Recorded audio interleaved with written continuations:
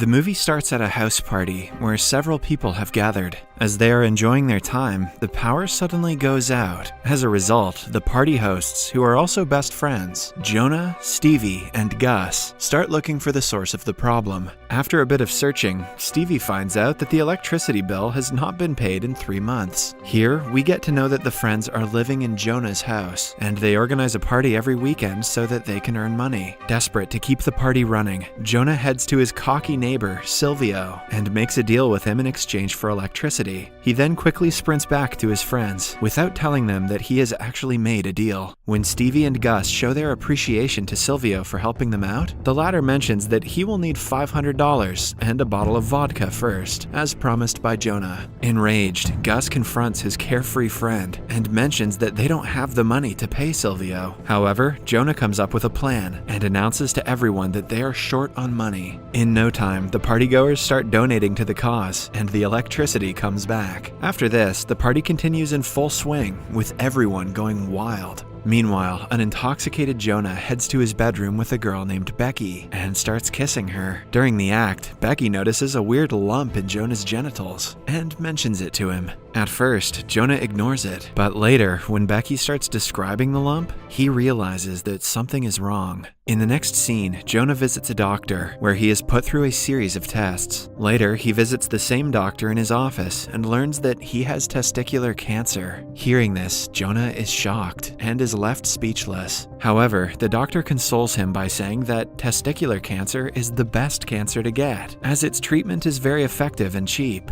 He also mentions that the treatment is risk-free, but for it to be successful, they will have to remove one testicle. This further worries Jonah, and he immediately asks the doctor if he will still be capable of doing romantic activities. The answer is yes, but the doctor reveals that he will become infertile forever, meaning he won't be able to conceive any babies. Despite this, he can still reproduce in other ways. Later, Jonah collects his semen in a jar, hoping that he can use it after a few years. Later, he breaks the news to his best friends, and they are left stunned by the revelation. Nevertheless, they encourage him to be strong, as the cancer isn't too serious. Gus and Stevie also decide to cancel next week's house party, but Jonah refuses, mentioning that it will ruin their momentum. The next day, Jonah gets a call from the hospital and quickly departs. There, a nurse mentions to him that despite his semen being perfectly healthy, it somehow couldn't pass the freeze procedure, making it unsuitable for reproduction. This devastates Jonah, and he asks the nurse if there are other ways to have babies. After a bit of staring, the nurse simply replies by asking if he has a girlfriend. In the next scene, Jonah heads to the party and starts drinking excessively. While in a drunken state, he starts asking random girls if they would like to reproduce with him, but since they are also drunk, they ignore him.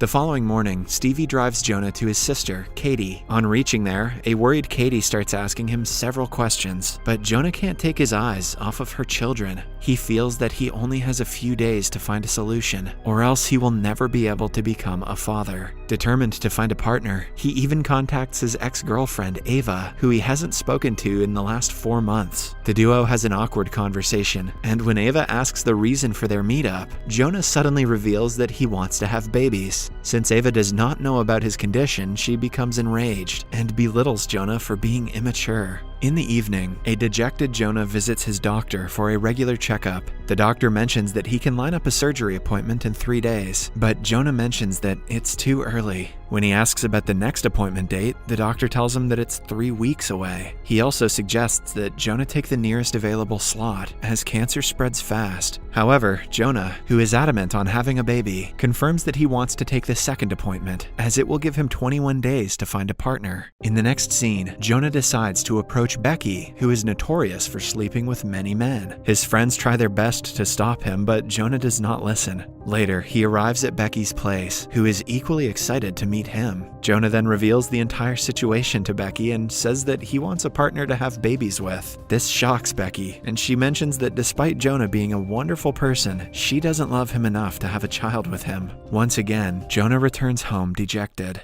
Now, with time running out, he starts talking to random people from the internet, and even meets some of them physically. However, each of his attempts go in vain, as all the girls back out when they find that he wants to have babies with them. One morning, Stevie is at a restaurant with her boyfriend when she suddenly notices Jonas sitting alone in a corner. A while later, he comes over to Stevie and, in front of her boyfriend, mentions that he cannot adopt children because of a strange law that prohibits cancer patients from adopting. After saying this much, he heads outside and sits alone on the footpath. Stevie tries to ignore it, but her boyfriend suggests she go out and talk to her friend. Later, Jonah and Stevie have some beers and discuss the matter at hand. Stevie suggests Jonah go after single older women or even lesbians if he really wants to have babies. She also mentions that the whole process will just be an arrangement and there will be no intimacy involved in it. Jonah is skeptical about the idea, but when he realizes that he has no other options, he agrees. With this, Stevie sets up a meeting with one of her colleagues, Allison, who is a lesbian.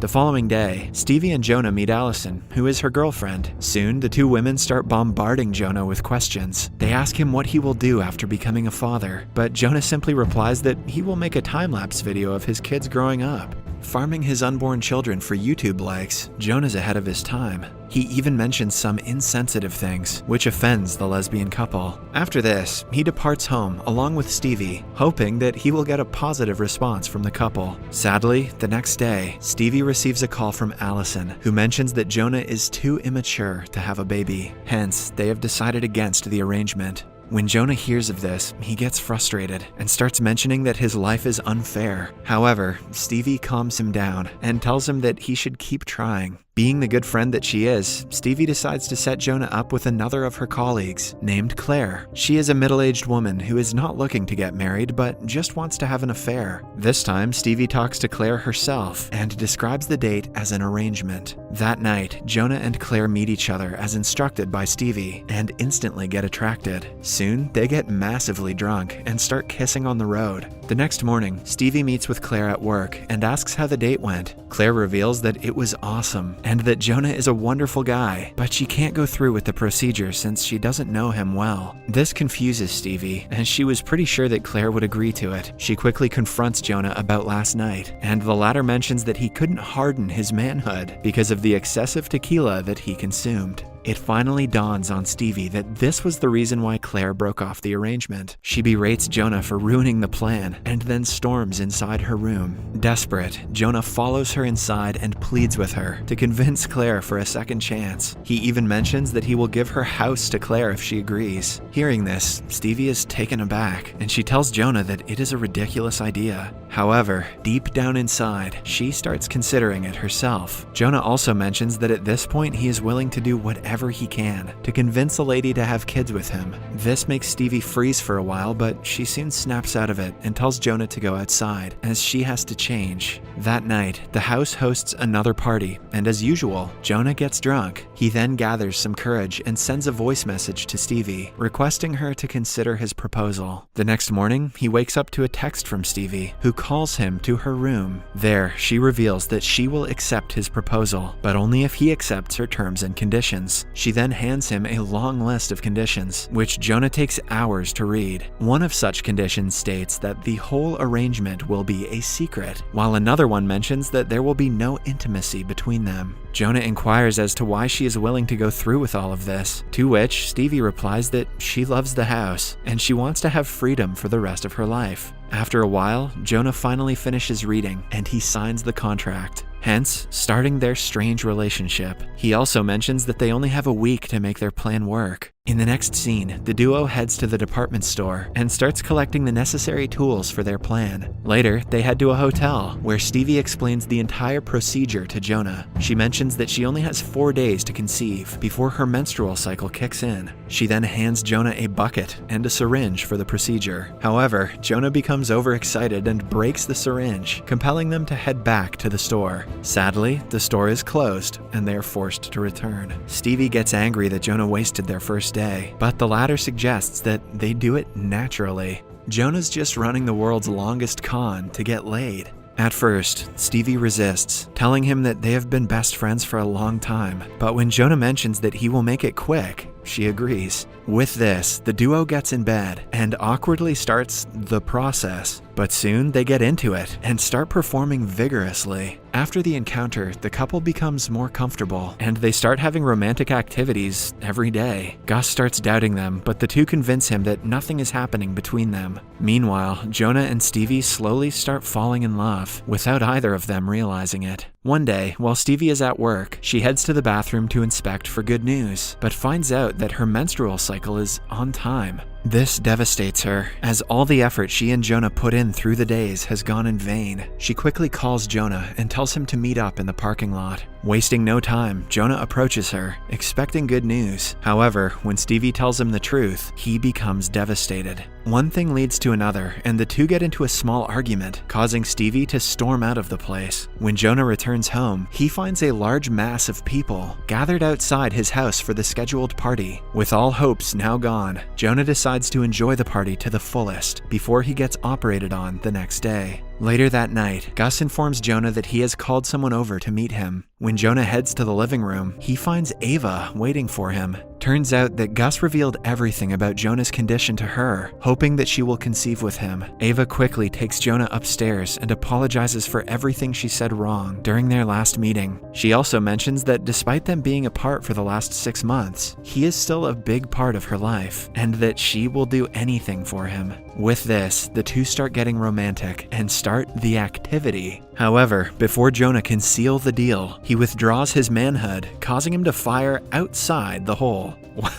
Our writer is having fun with this one. Confused, Ava asks why he did so, to which Jonah replies that it just didn't feel right, as he is in love with someone else. Meanwhile, Stevie arrives downstairs and starts searching for Jonah to apologize to him. Sadly, when she reaches upstairs, she finds Jonah coming out of the room along with Ava. This devastates her, and she quickly leaves the place, despite Jonah trying to explain. As she tries to drive away in her car, Jonah clings onto the back and injures himself, compelling Stevie to stop. Following this, Jonah confesses his love for Stevie, but the latter replies that she wants to have babies, which she can never have with him. Saying this much, she drives away, while Jonah stands alone, heartbroken. In the next scene, Jonah is accompanied by Gus, Katie, and her children to the hospital. Later, when the doctor is questioning him, Stevie arrives there. Katie immediately deduces that her brother is in love with Stevie and clears the room for them. After this, Stevie apologizes for her statements from the previous night, but Jonah mentions that she didn't say anything wrong.